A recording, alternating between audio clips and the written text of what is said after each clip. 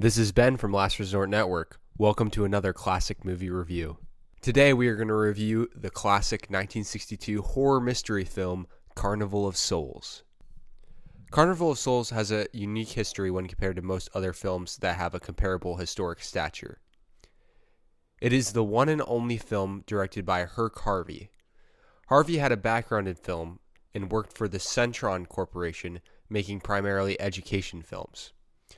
Harvey had an idea when he was visiting Salt Lake City, Utah, and brought on fellow Centron employee John Clifford as a writer. They also got some inspiration from French short film An Occurrence at Owl Creek.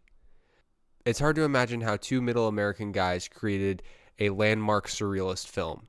However, Harvey's love of Ingmar Bergman informs us of specific influences that allowed Harvey and Clifford to pull this off.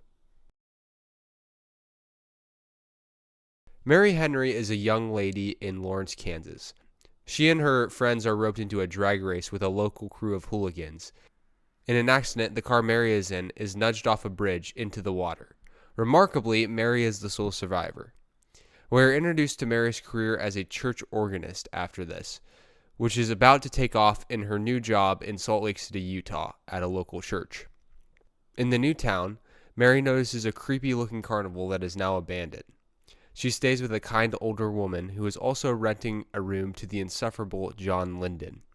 While she is in Salt Lake City, Mary begins experiencing visions of the man, and also has spells of time where she can hear herself, but others do not acknowledge her. As the movie progresses, Mary's episodes become more and more frequent and lead to more encounters with the man. 25 minutes into this movie, I said to myself, David Lynch would have loved this movie. And more than likely he did. It's hard not to see the inspiration this movie could have had on movies like Eraserhead and Blue Velvet.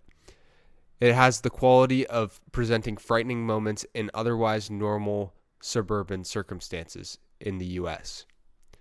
Carnival of Souls is not a movie that has a super compelling narrative to break down, but that does not make it any less important as a film. The U.S. had produced very few surreal films to this point, and the ones that had been released, say 1955's Dementia, were very small and went unnoticed. To have a director from Kansas incorporate gothic horror into a Hitchcockian thriller with relative ease is definitely unique. I was struck by the imagery of the ghouls, particularly by Herk himself, who plays the man. The jump scares are of course tame by today's standards, but the discomfort felt as the viewer is timeless. Candice Hillegloss puts together a great performance, and it's too bad this movie really didn't do much for her career. Themes of isolation, loneliness, vulnerability, and danger are put on display. And perhaps John Linden's character is the true villain of the film in terms of how he treats Mary. The ending absolutely does not disappoint and was the cornerstone of the film that John Clifford insisted was included.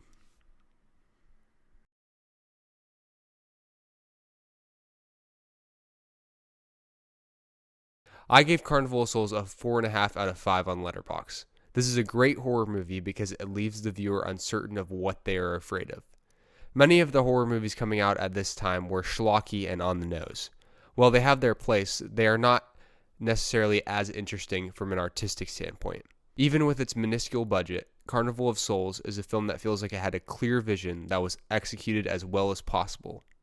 While it must have been disappointing for Harvey and the crew that the movie initially didn't take off, this movie was clearly made too early for audiences in the US to appreciate it. Now it has taken off as a cult classic, and we can all point to it and see how it influenced the next generation of horror and surreal filmmakers.